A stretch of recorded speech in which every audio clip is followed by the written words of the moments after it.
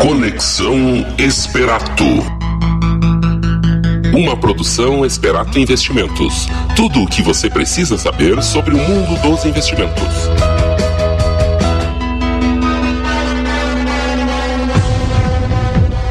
Muito boa tarde, sejam bem-vindos a mais um Conexão Esperato, seu programa quinzenal sobre investimentos, finanças pessoais, economia e empreendedorismo. Meu nome é Felipe Fontana, sócio da Esperato Investimentos, e iremos trazer as informações do relatório da economia, discutir um pouco aí no segundo bloco, Eliseu Mânica Júnior, diretamente de Miami, falando sobre balanços, falando sobre o PIB. E aí, terceiro bloco, vamos ter um papo aqui com o Ronaldo Rosenthal, assessor de investimentos da Esperato, aí sobre Bitcoin, mercado agrícola, um bate-papo aí descontraído sobre o mercado financeiro. Primeiramente, dar uma boa tarde aqui ao Ronaldo, que está de volta, né, Ronaldo? Boa tarde. Boa tarde, Felipe. Boa tarde, Larrui. Boa tarde, os ouvintes. Voltando à vida aos poucos, depois da paternidade. Show de bola. Dando os parabéns ao Ronaldo mais uma vez aqui, aumentando a população missioneira aí. Obrigado. Ronaldo aí, de volta aí, enriquecendo o Conexão Esperato. Então vamos iniciar o programa aqui com os dados da economia, relatório Focus Banco Central, dados aí que saiu na segunda-feira, que fica disponível lá no Banco Central, dados de inflação, PIB, taxa Selic, tudo isso aí a gente vai comentar agora. Ok, pessoal? Então, primeiro índice aí de inflação, mais uma expectativa de queda na inflação, 3,67% no final do ano. Ano que vem em torno aí de 4,20% a expectativa da inflação. Sempre lembrando, a gente sempre ressalta, né? Aí muitos ouvintes dizem, mas essa inflação não é real ou não, né? Cada um tem a sua inflação, isso é importante enfatizar. Sempre é importante fazer a análise dos custos que vocês têm mensalmente. Alguém pode ter um peso na questão da gasolina, o restaurante pode ter um alto peso, né, na parte aí do gás e cozinha, então vai ser uma inflação maior, né? Então o certo é que cada um tem a sua inflação. Isso é nada mais, nada menos do que uma média, que daí leva a questão dos aluguéis, que querendo ou não caiu, né, Ronaldo? A gente vê aí nos imóveis principalmente, aí muita gente, para não às vezes perder o inquilino, negocia, né, um aluguel menor. Então muitas peças, principalmente no mercado paulista, muitas peças comerciais principalmente aí estavam vagas, né? E aí o pessoal realmente segura o preço, né, do aluguel, né?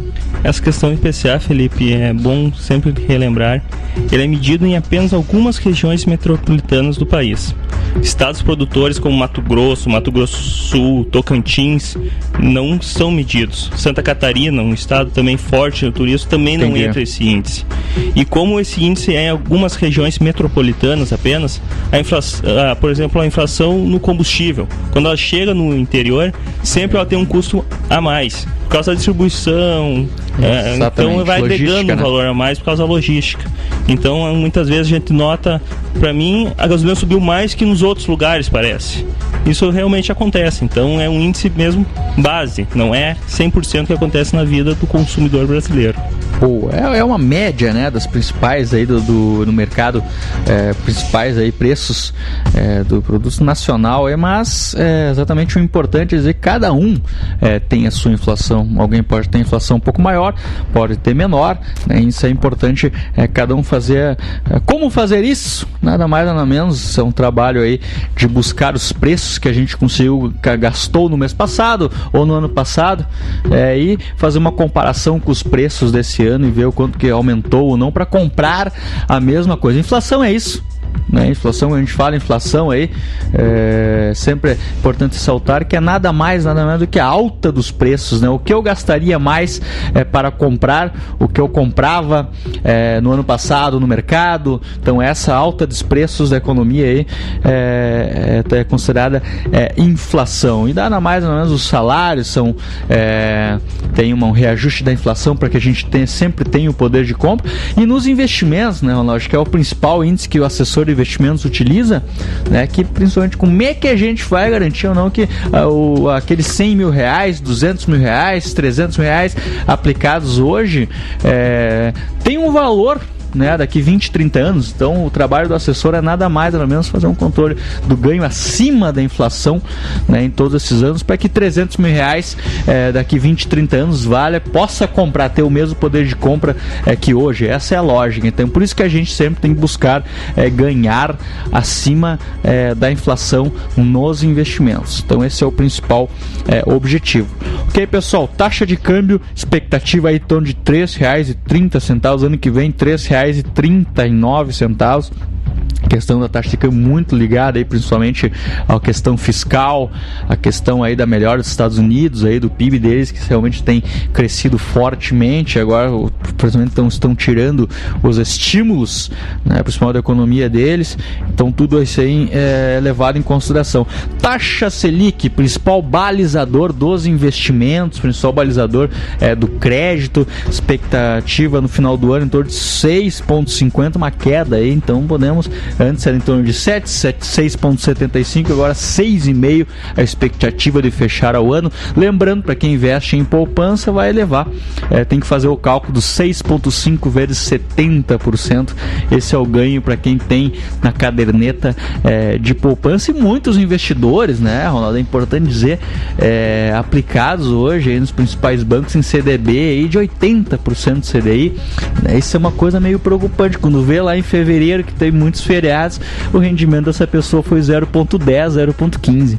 E ainda mais contando o imposto de renda, né, Felipe? Exatamente. Quando vê, está empatando com a poupança, que hoje pro ouvinte ter uma ideia, a poupança paga 0,39 ao mês. Muitos clientes falam em ganho de 1% ao mês, e a gente faz um comparativo com a poupança de 0,39, muito baixo. Exatamente, ainda pega um mês de fevereiro é muitos feriados, né? Então é natural o CDI ele ser menor, né? Porque o CDI é nada mais uma rentabilidade diária que vai entrando nos nossos investimentos, que aí fecha durante o ano lá 252 dias úteis, né? Fevereiro a gente tem carnaval, tem feriados, então faz com que às vezes o CDI seja menor e compensado depois em julho, agosto. Então isso, querendo ou não, o rendimento conservador teve 0,48 bruto, né? Então e isso é importante dizer, né, Ronaldo, para quem tem realmente dinheiro aí no CDBs, os principais bancos aí, acho que é justo, né, ele receber em torno de pelo menos 100% do CDI, né, Ronaldo? Isso é interessante a gente alertar o pessoal, né? O custo do dinheiro, como a gente fala, a taxa Selic, né, o consumidor tem que tentar ter um ganho próximo a isso, no mínimo. Exatamente. Né? Inferior a isso, como você diz, não adianta você ter um ganho e a inflação acabar comendo o seu dinheiro, né? Exatamente, 79%, 82% CDI bruto a gente tem visto hoje. Isso me assusta um pouco, né? Nessa questão aí, como a gente está precisando de educação financeira, né? Na questão, porque esse dinheiro aí, quando vê, está rendendo 0,1, 0,2. E uma dúvida que a gente sempre percebe no escritório, os clientes chegam e falam, não, está rendendo 82% ao mês, 0,82% ao mês. Exatamente. Não, é 0,82% do CDI, que é uma taxa próxima a Selic. Então tem que fazer sempre esse cálculo, não é ao mês. Isso é bom perguntar para o seu gerente, quem tem dúvida, gerente de banco, como é que é 0,82 ao mês ou é do CDI? Deixar isso bem claro para não ter dúvida na hora de colher os frutos do seu investimento, né? Quer uma dica? Vai lá no Central do Investidor, puxa aí no seu celular Central do Investidor, entra ali no centralinvestidor.com e vê aquele CDI lá, que tem lá, a gente põe um anual, né, o CDI anual, faz o cálculo lá, você está dizendo que está pagando os 82% do CDI, pega lá os 6,75, né, pega o valor que está o CDI ali, anual, vezes 0,82 vezes 82%, aí você vai ver o quanto você vai ganhar na sua aplicação do banco, né, aí ninguém engana ninguém, né, a coisa é transparente, então essa aí, quanto que você vai receber no ano, né, então essa é a base, o principal CDI, e a Selic mais uma vez demonstrando uma queda, o que também não é ruim, que faz com que, para quem quer 1% ao mês, tem que buscar um pouco mais de risco, buscar um pouco investir no setor produtivo, então a lógica essa aí da taxa de juros em queda é isso, né? Ok, pessoal, o PIB também, expectativa em torno de 2,87%, já segurando um pouco aí em relação à semana anterior, PIB um pouco menor aí, expectativa um pouco de queda, mas ano que vem em torno de 3% aí de alta do PIB. Eliseu Mânica Júnior botou um post bem interessante, vai falar sobre isso aí no segundo bloco, de trimestres de recuperação de PIB. A gente veio de trimestres negativos, chegou a 4, chegou num mês ali, e num trimestre. Então a gente vê aí uma boa recuperação, principalmente aí, de trimestre, que foi agora, principalmente o trimestre anterior aí, de recuperação, que isso não acontecia nos últimos aí, 2 anos praticamente, aí, 8 trimestres. Então praticamente a gente teve algo aí muito preocupante de queda, e a gente teve agora uma alta demonstrando uma melhora da economia em relação a isso aí. Então, tomara aí que a gente consiga recuperar bem o país em relação a isso. Produção industrial também melhorando no sentido. Alguns dados interessantes, onde saiu o balanço da Petrobras, né? Então, o valor aí teve prejuízo. Ela teve principalmente aí uma expectativa bem menor do que se esperava. Principalmente aí teve algumas baixas contábeis em relação a uns processos que ela estava envolvida no passado. Então, já se começa a analisar aí estudos com o objetivo de estabelecer pagamentos mensais de dividendos, coisas que não aconteciam há um bom tempo na Petrobras, porque ela estava com prejuízo. Então aí demonstrando uma força da própria Petrobras. E aí veio o relatório da Moody's, que vem com uma expectativa de projeção maior para o petróleo em 2018. Então é uma expectativa de um petróleo alto, e o petróleo é a mãe de todas as commodities, puxa as outras commodities também, porque ela é o que move a energia hoje mundial, e aí puxa soja, puxa várias expectativas. Outro índice que chamou a atenção, produção industrial da China superando a expectativa, avançou 7,2%, né? Monstro. A China todo ano falam, esse ano a China vai parar de crescer um pouco. Exatamente. E isso parece que nunca acontece. A China é uma locomotiva mundial. Então é algo assim, é monstro assim, o crescimento, né? A gente comemora 2-3% de crescimento, chega a buscar 7,2% de crescimento. Dados nacionais aqui, varejo mais uma vez surpreendendo, crescendo principalmente em janeiro as vendas, então de 0,9% em relação a dezembro. Então um resultado 0,5% maior da expectativa, principalmente do varejo, com uma boa recuperação no país, da questão aí do varejo, dos dados principais da economia, né? Então, outro dado em relação a tributário, ICMS e ISS podem sair da base do PIS/COFINS.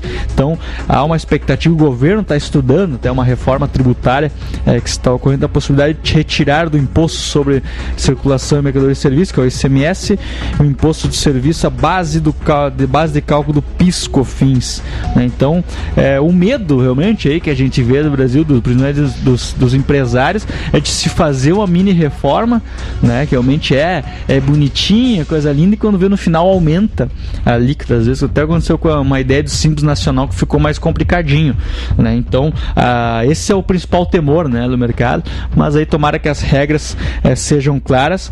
E aí já tivemos reforma trabalhista, agora uma ideia de uma reforma tributária um pouquinho mais à frente aí. Então, isso aí nada mais simplificar. Acho que a lógica é simplificar. A reforma tributária, Felipe, tu pegou o ponto-chave. Ela tem que ser simplificada. É muito imposto para muita gente diferente. O Ranieri até num programa que discutiu, um parafuso é tributado de maneira diferente, depende para que vai ser usado o parafuso. Isso o empresário, quando tenta empreender no país, ele fica totalmente perdido com tantas regras, com tantos impostos e tantas maneiras diferentes sendo cobrado. Isso tem que ser mais simples para a gente poder desenvolver melhor nosso país. Exatamente. Bom, pessoal, então Conexão Esperado, primeiro bloco aqui, terminando a questão dos dados econômicos. Segundo bloco, Eliseu Mânica Júnior, diretamente de Miami, falando um pouco aí sobre essa recuperação do PIB, balanços interessantes, clube de investimentos, Esperato mais de 15% no ano. Vai, segundo bloco, Eliseu Mânica Júnior. E aí no terceiro bloco a gente volta aqui no estúdio falar um pouco Bitcoin, mercado agrícola aí. Até daqui a pouco.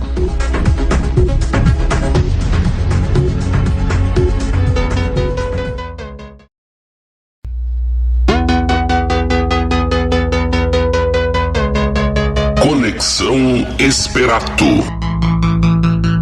Uma produção Esperato Investimentos. Tudo o que você precisa saber sobre o mundo dos investimentos.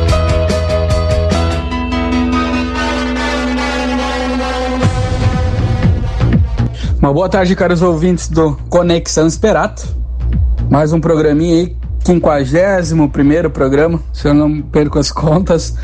Ontem tive o prazer de falar aqui, eu, Eliseu Manica Júnior, aqui de Miami, na maior rádio para brasileiros do sul da Flórida. E foi um papo muito agradável, muito interessante. Conversamos sobre Bitcoin e certamente levando o nome missioneiro aí para fora, né, também. E uma coincidência muito interessante é que a dona da rádio, Esther Liz, ela é de Santo Ângelo, né? Saiu com ao redor dos 15 anos, foi para o Rio de Janeiro e depois veio para os Estados Unidos. E ela é a dona da rádio, da dona do jornal, um dos maiores jornais e a maior rádio aí em termos de acesso e audiência do sul da Flórida para brasileiros, né? Então, uma santo-angelense aí, e não somente ela, mas várias santo-angelenses desbravando o mundo e levando o nome de Santo Ângelo ainda mais para longe, né? Para destaque. A gente está no momento do mercado financeiro, a gente está no momento de balanços. É um momento muito importante porque nesse período que estudando a gente consegue verificar ativos, empresas que ficam baratas, e o sentimento geral é que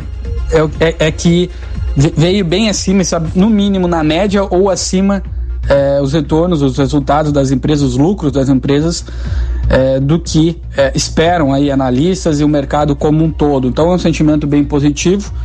Hoje, inclusive, saiu o balanço de Petrobras. Era esperado um prejuízo no sentido de que ocorreu um resultado não recorrente de cerca de quase 3 bilhões, 2,7 bilhões de dólares, em que a Petrobras teve que pagar para investidores dos Estados Unidos um acordo como indenização, né, na NYSE, na Bolsa de Valores dos Estados Unidos. Então já era esperado esse prejuízo. Mas resultados, tirando esse da Petrobras, das outras empresas, é bem acima da média do que é esperado do mercado. A gente vem vendo uma melhoria na economia como um todo, um PIB. Eu até coloquei no meu Facebook ontem dados do PIB, né? E os dados que eu vou comentar aqui. O PIB, por exemplo, ano passado voltou a crescer 1%, depois de 2-3 anos aí de recessão. Então voltou a crescer. Esse ano é previsto, a gente repete bastante aqui no programa, uma alta no PIB entre 2,5% a 3% para 2018 e também para 2019. A inflação, o IPCA, vem caindo, né? Caiu, o Felipe já comentou no primeiro bloco, e isso aí é muito importante para quem é investidor. Por quê? E para quem é empreendedor também. Porque torna mais fácil a previsibilidade, tu planejar o teu negócio, né? Com inflação baixa, tu tem um ganho real, digamos assim, até em investimentos, mas você consegue planejar a médio e longo prazo com mais facilidade, né? Países de primeiro mundo, eles têm um controle na inflação, tem uma certa previsibilidade de quanto vai estar essa inflação, né? Nos Estados Unidos, por exemplo, o CPI, que é o Consumer Price Index, que é o índice oficial da inflação aqui nos Estados Unidos, é cerca de 2% ao ano a inflação. Então, o nível que está hoje do Brasil, em torno de 2,8%, 2,7%, a inflação no Brasil, é digna, digamos assim, está a nível de preços de países desenvolvidos. Então, é um excelente momento que a gente vem passando, e isso vai melhorar. Por quê? Porque a gente ainda tem muito desemprego ao redor de 12,7%, e esse desemprego ele vai cair nos próximos meses, porque as empresas estão crescendo, as empresas de mercado de capital aberto que estão na Bolsa de Valores são empresas que a gente já vem vendo isso entende-se esse crescimento, essa melhoria nos resultados, né? E o próximo passo aí é ter uma diminuição do desemprego, se continuar esse cenário que vem se desenhando, né? Tivemos resultados, por exemplo, de Unipar ontem à noite. Unipar é uma empresa que trabalha com soda, com PVC, tem uma filial na Argentina, uma controlada na Argentina, veio com um resultado muito bom, E Queiroz Galvão, empresa de petróleo também, outro resultado excelente. Então a gente está no fim desse processo de demonstrativo de resultados, bastante trabalho, bastante leitura, analistas também de mercado comentando situações positivas, né? Por exemplo, o Credit Suisse, que é um dos maiores bancos aí de investimento do mundo, ele comentou que o sentimento em geral, a América Latina, principalmente Brasil e Argentina que com o Macri a tendência é voltar a crescer esse ano, né, o PIB. Então há uma tendência aí de positividade, né, de mercado bom, mercado positivo, aquecimento também da procura por parte dos estrangeiros. Segundo o Credit Suisse, de 18 investidores que querem investir em mercados emergentes, 10 estão querendo investir no Brasil. São muito positivos com o Brasil, né? Porque tudo aquilo que a gente já comentou aqui, a gente ajustou a casa em anos anteriores, em períodos anteriores. As empresas primeiro saíram de sedes administrativas, deixaram de pagar aluguéis mais caros, foram para lugares mais baratos, depois começaram a cortar ajuste na produção, né? Então fizeram turnos, reorganizaram, estoques também, uma melhor administração de estoques, e depois tivemos então a parte final a despedida de alguns trabalhadores, né? E agora é o movimento contrário, movimento que cortes foram realizados e que a economia volta a estar nos trilhos, né? Então isso é bem salutar para o mercado, para o Brasil como um todo. Vários dados por onde a gente olhar vem melhorando, confiança do consumidor, confiança dos empresários, venda de papel ondulado. A gente já comentou, eu comentei aqui em programas anteriores, esse dado de venda de papel ondulado é muito importante e que mostra o aquecimento da economia. Por quê? O papel ondulado ele é feito para embalagens de papelão, né? Então as mercadorias que circulam, elas precisam desse papelão. E teoricamente tem um link, uma ligação com a melhoria da venda de papel ondulado e o aquecimento da economia. Então é um indicador também bem interessante e que serve aí para manter a força do que a gente vem comentando aqui no programa. É um momento único do Brasil, um momento de melhoria. A gente vai ver isso daqui a alguns meses, por exemplo, em jornais de maior circulação, né, também, porque reflete depois esse sentimento de melhoria geral para o povo, digamos assim, para a massa como um todo. Ele demora a chegar, tem uma mudança primeiro de pensamento, e aí quando chegar esse sentimento de melhoria da economia já está na metade, vamos dizer, do movimento. Ele já andou como já está andando agora, né? E alguns ainda dizem que o Brasil não está bem, não está melhorando, né?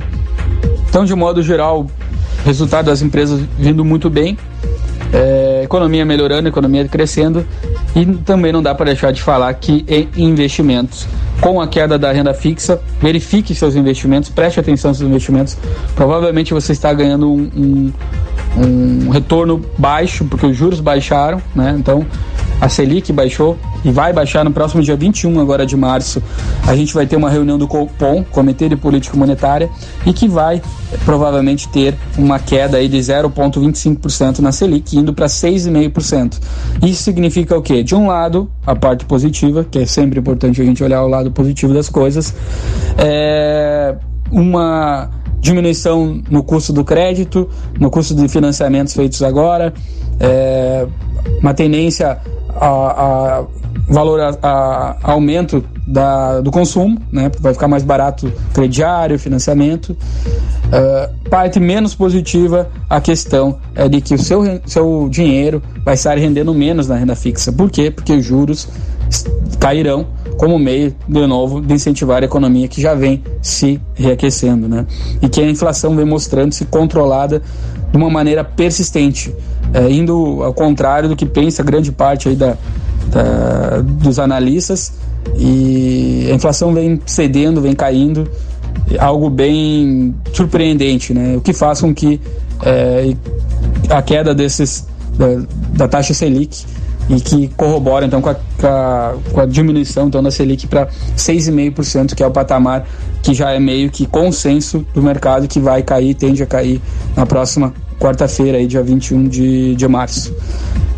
Então, prestar atenção nos seus investimentos. O momento ainda é de uma migração, né?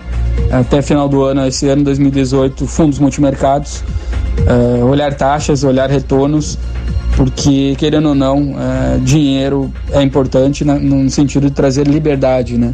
Liberdade para escolher onde trabalhar, construir uma vida de poder escolher onde jantar, onde trabalhar, o carro que quer comprar. Então, tudo isso é planejamento, acima de tudo, dedicação, né?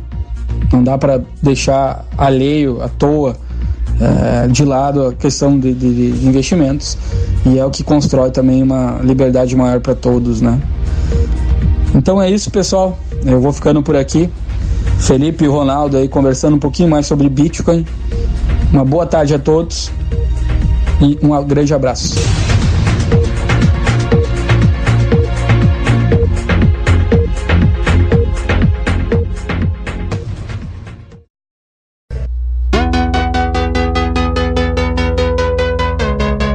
Conexão Esperato. Uma produção Esperato Investimentos. Tudo o que você precisa saber sobre o mundo dos investimentos.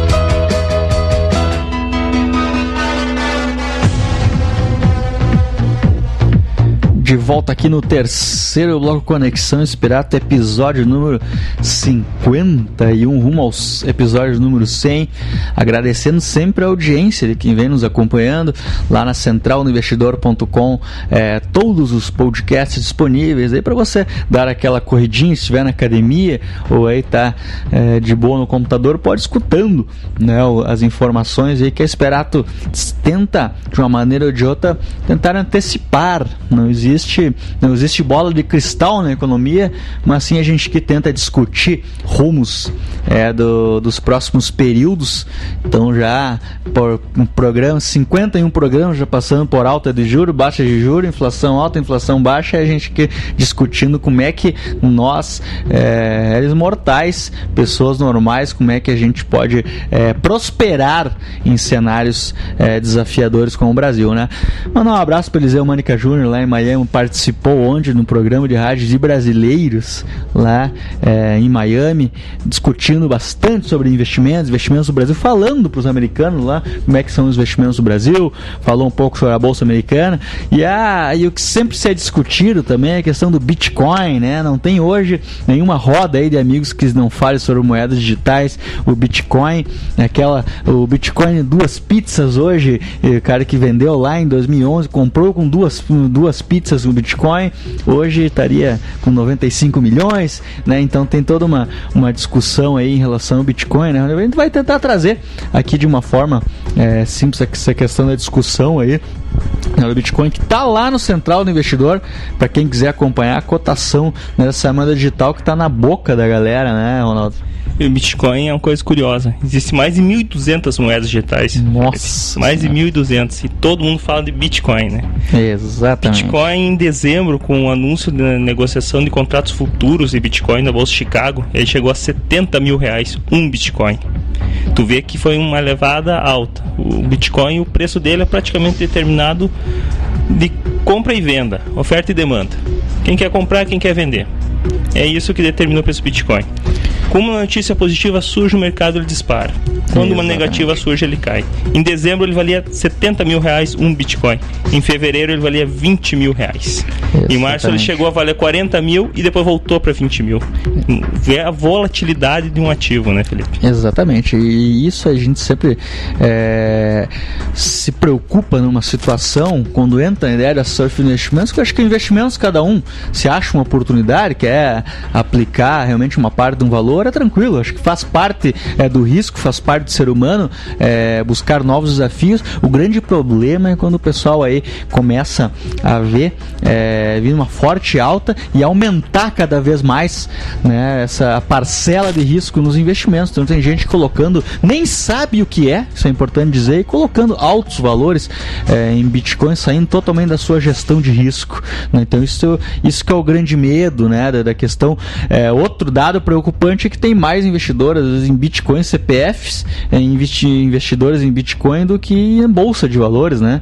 Então é sempre importante ressaltar que Bitcoin é uma moeda digital, num sistema que pode ser o futuro, discutir toda essa lógica aí, mas ele não gera uma renda. É diferente de você comprar uma terra onde você pode plantar, você vai lá e compra ações, você recebe dividendos, compra um imóvel onde você recebe o aluguel, né? O Bitcoin é nada mais uma paridade entre moeda Bitcoin dólar, uma expectativa de ser uma moeda futura, né? E é importante dizer que o interessante das moedas digitais não é o próprio Bitcoin em cima do sistema, né, Ronaldo? O blockchain, né? Esse é o sistema que veio para mudar. O blockchain ele já é usado em alguns países, por exemplo, como a Suíça, no registro de imóveis. Como é um sistema que não pode ser alterado, ele é totalmente confiável. Esse sistema, sim, é apontado como futuro. A moeda virtual, como alguém aponta o Bitcoin, como existem mais de 1.200 moedas, pode ser que um dia ela seja a moeda do futuro, mas nada garante que é o Bitcoin a moeda do futuro. Outra coisa que ocorre muito, Felipe, o pessoal que gosta de fazer day trade na bolsa. O que é day trade? Comprar e vender uma ação no mesmo dia para tentar ganhar com a diferença de lucro. Exato. Alta ou baixa do ativo. Tentam fazer isso com Bitcoin, mas o mercado não é maduro o suficiente. Por exemplo, a Foxbit, que é a maior corretora do país em Bitcoins, ela ficou 12 dias fora do ar. Então tu imagina como é que tu vai conseguir com uma oportunidade de comprar na baixa e vender na alta. Exatamente. O tanto que muita gente tem entrado nesse mercado com a ciência da análise gráfica, né? Pontos de entrada, isso é muito perigoso, né? Porque é um ativo que ele é muito volátil, né? Então, o interessante é assim, acredita que realmente moedas digitais é o futuro, tem que o pessoal vai começar a utilizar, diversifica, né? Aqueles 5% do patrimônio, né? E comprando, né? Mas sem especulando, assim, onde a gente sabe hoje que o mercado, quem trabalha em renda variável, eu já tenho uma experiência aí de day trade, mais de 10 anos, a gente sabe que 95% das pessoas, elas perdem dinheiro, né? Nesse tipo de mercado. Então a gente tem que saber realmente os riscos que realmente ocorrem. Aquela ideia do day trade, né? Se o ativo caiu muito, ele vai subir. Nada indica que ele pode subir, só porque caiu, né? Tem que conhecer o que está fazendo, conhecer o produto que está investindo. Exatamente. Sempre lembrando aí que no Brasil ainda não tem uma regulamentação do Bitcoin, né? Não tem uma norma da Receita Federal, não pode ser negociado via Esperat XP, nenhum local aí, tem que buscar uma corretora lá fora, toda uma questão. Está sendo agora negociado, principalmente na Bolsa de Chicago, né? O principal índice mundial, aí, principalmente no mercado futuro, né? Em mercado futuro. Então ainda no Brasil não tem, né, uma questão da negociação, fica muito dependendo das corretoras, tudo isso aí. Isso tem uma blockchain, como foi falado pelo Ronaldo, ele funciona como uma ideia de um cartório, né, digital, né? E aí vem aquela ideia, o pessoal pergunta também o que é o tal de minerador. O cara vai lá pro Paraguai minerar, Venezuela minerar. O que é o tal de minerador do Bitcoin? Qualquer um pode aí minerar Bitcoin. O que seria isso? É nada mais nada menos você colocar servidores disponíveis para que essas informações de transações de bitcoins passem pelo seu servidor, passem pelo servidor lá na China, em qualquer local, você disponibilizar um espaço, né, para que você possa, essa transação de Bitcoin possa ser anexada, né? Satoshi Nakamoto, ele fez lá um PDF, né, de 12 páginas, ele explica toda a lógica do blockchain, que é nada mais nada menos um código que não consegue ser quebrado, onde vai lá uma negociação de Bitcoin entre eu, o Ronaldo e eu. Isso aí estará essa transação dividida em vários computadores com código chave, que ele não pode ser quebrado. Então isso que é o grande, vamos dizer assim, a inovação mundial lá, um código-chave que está disponível em vários computadores que não pode ser quebrado. A única pessoa que pode quebrar esse código é a pessoa que negociou. O Ronaldo e eu negociamos um carro em Bitcoin. A única pessoa que pode realmente fazer essa operação Ronaldo, isso aí hoje quem faz são os cartórios, o Estado, tudo isso aí, então praticamente por isso que veio para inovar. E o minerador de Bitcoin é nada mais, nada menos, tem essa função. E ele recebe, por utilizar esse servidor ligado por vários momentos, ele recebe lá 0,5 Bitcoin, 0,25 Bitcoin. Então é algo assim que a gente vê bem complexo, né, de entender, né, isso aí. Então a gente tem que entender toda essa lógica aí da moeda digital, por que se fala tanto no futuro dela, né? Então outros bancos, principalmente americanos, então estão querendo utilizar esse sistema do blockchain, que é Satoshi Nakamoto. Satoshi Nakamoto não é mais um nickname, até hoje ninguém sabe quem é, né? E aí tem lá no Netflix, indica o Bitcoin, Banco versus Bitcoin, que fala um pouco a história lá das pessoas, talvez seja um americano que até hoje ninguém sabe quem é, Satoshi Nakamoto. E esse sistema que ele não pode ser utilizado por alguns bancos como um sistema de pagamentos, né? Então o sistema aí de pagamentos pode ser utilizado com blockchain. Aí é uma maneira de estar aquela informação lá e ninguém conseguir invadir a informação, né? Pegando um gancho, falou de mineradores, Felipe. Aconteceu algo inusitado no mercado. Muitos brasileiros migraram para o Paraguai, investiram muito dinheiro em indústrias gigantescas, pavilhões gigantescos, cheios de servidores, só para minerar Bitcoin. Por que o Paraguai? A matriz energética do Paraguai é muito barata. Então lá vale a pena ter muitos computadores minerando Bitcoin. Então a gente viu essa migração de muitas mineradoras para o Paraguai para minerar Bitcoins e ter um ganho maior com uma matriz energética baixa.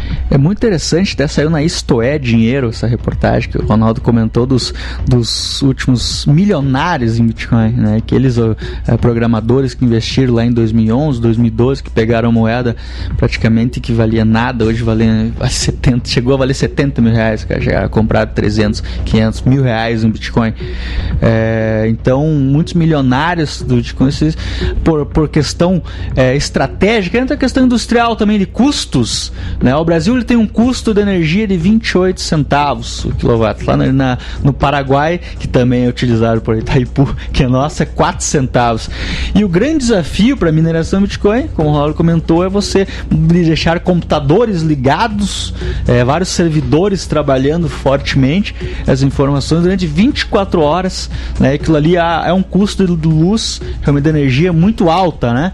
Então é bem interessante talvez de visitar no Paraguai. Até na reportagem fala de 5 a 6 quilômetros da cidade de Leste, né? Pavilhões enormes, né? De pessoas lá minerando Bitcoin. É algo bem talvez imaginar isso há 30 anos atrás deve ser algo totalmente diferente. Um monte de computador ligado trabalhando, minerando esses Bitcoins, né? Gerando fluxo. É algo bem interessante. Então há uma demanda, né, de pessoas aí que foram para o Paraguai, principalmente aí brasileiros, estão lá, morando lá em condomínios de luxo, pessoas aí que enriqueceram um bom tempo atrás. E aí vem o novo desafio, né, que são essas pessoas que talvez comecem a criar produtos com o Bitcoin, né, como aconteceu com a bolha.com nos Estados Unidos, onde em 2001 ali tinha a bolha da internet, só que a gente não tinha uma logística para levar ainda, mas muitas pessoas ficaram bilionárias, né, depois começaram a trazer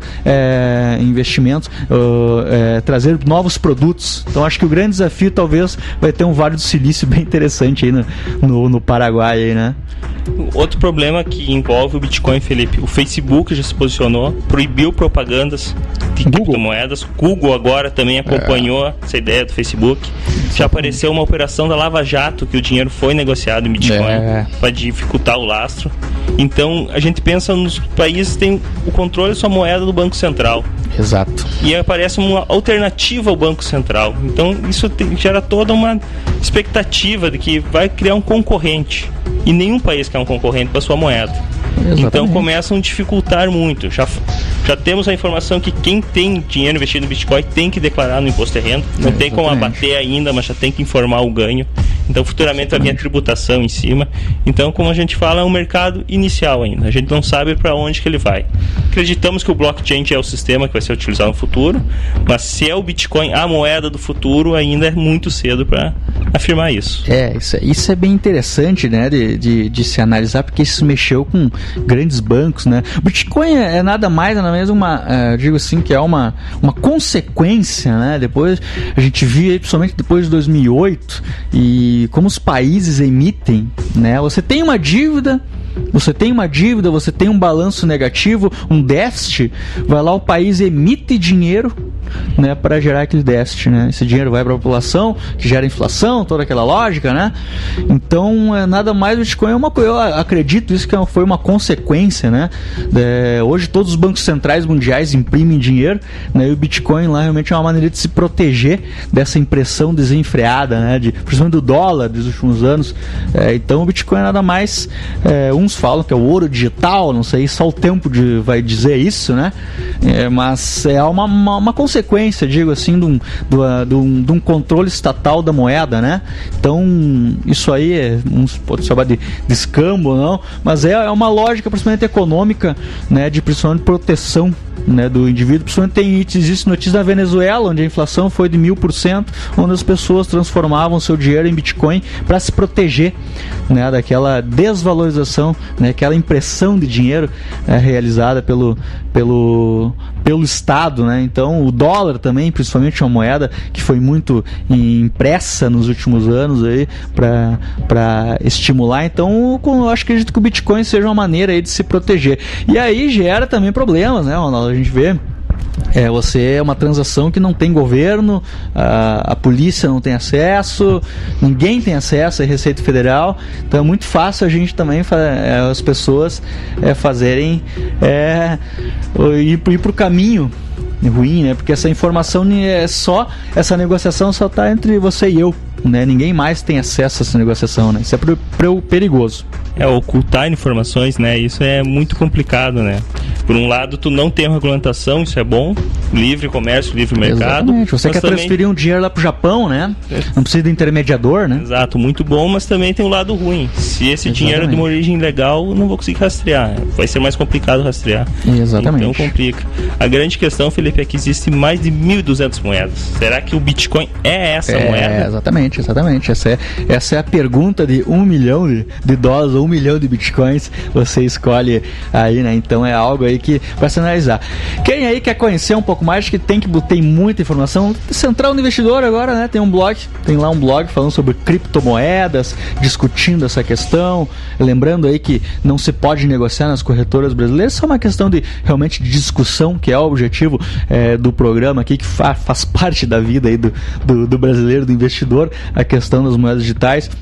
Então o objetivo é discutir também. Tem Netflix já indicando, né? Tem lá o banco versus Bitcoin, para entender como é que funciona essa lógica, para a gente não investir em nada que a gente não tenha conhecimento, né? Quanto mais eu conheço um produto, menos risco, né, tem de se investir. Então é só uma questão de comentário. Eu acredito que a gente trouxe aqui no programa, a gente, digo assim, não se comercializa, não intermedia, mas ele já faz parte, né, Ronaldo, da discussão, né? Então muitas moedas virão ainda, nada impede cada um ter a sua própria moeda agora, depois que o blockchain veio com essa inovação. E aí então é importantíssimo aí a gente entender toda essa questão. Pessoal, agrícolas, a gente veio para discutir agrícolas e também não deu tempo, né? A gente vai pro próximo programa, dedicar um programa só para isso, convidar todos lá para acessar o www.centraldoinvestidor.com, muito material bom lá, e-book, tem o site da esperato.com.br. Sempre vale lembrar, Felipe, que o material disponível é totalmente gratuito, assim como o aplicativo Central do Investidor. Exatamente, Esperato Educação, Central do Investidor, trazendo educação financeira para todos. Ok, pessoal? Um abraço a todos. Eliseu Mânica Júnior, um outro abraço para ti. Aí esteve antes lá em Miami, aí, conquistando mais uma vez aí os programas de rádios internacionais aí, brasileiros. Um abraço a todos que têm acompanhado a gente também no Facebook. Daqui 15 dias estamos de volta aqui para discutir a economia e muitas informações de investimentos. Um abraço a todos.